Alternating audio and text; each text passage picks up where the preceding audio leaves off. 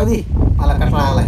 अहो ती माझी मैत्रिणी यायला लागली घरी, बरं तिला जा आणि काहीतरी खायला घेऊन या बरं बाहेरचं, समोसे वडापाव भिडापाव. अहो अहो गाव इकडे घराकडे कुठं? आपण करतो पहिले, पुन्हा बघू काय.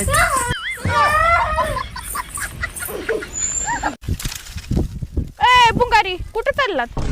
गच्चीवर चाललोय चिमण्याला पाणी ठेवायला. आता उन्हाळा चालू झालाय ना, त्यांना पाणी कोण ठेवीन मग. हो, तुम्ही ज्या पाणी ठेवायला चाललात का चिमण्यांना, त्या सगळ्या चिमण्या माहेरी गेलेल्या आहेत. आणि जर आता तुम्ही गच्चीवर गेलात तर उद्या सकाळी पेपरला बातमी येईल, घरचे चिमणीच्या हाताने कावळा मरण पावला. वहिनी, मला सांगा, अशी कोणती गोष्ट आहे जे आपण रोज बघू शकतो पण हात लावू शकत नाही? जाळ. शेजारीन.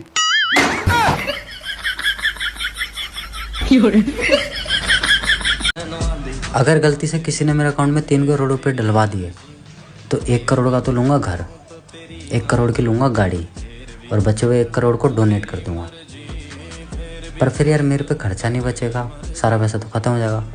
1 करोड़ नहीं, ऐसा करूँगा सिर्फ 1 लाख रुपए डोनेट करूँगा, बाकी 99 लाख रुपए अपना खर्चा रखूँगा. अब मन से करना चाहिए, चाहे कम करो या ज़्यादा करो. मैं गिरा होया बंदा जमा नीच बल्ली है. भावांनो, तुम्हाला मी खरं सांगते, दुसऱ्याची कार्टी सांभाळणं खूप कठीण काम असते. तू कोणाचं कार्ट सांभाळतेस? सासूबाईचं. अहो मार्केटला चाललाय का? होय. अहो मग येताना माझ्यासाठी समोसे घेऊन या ना.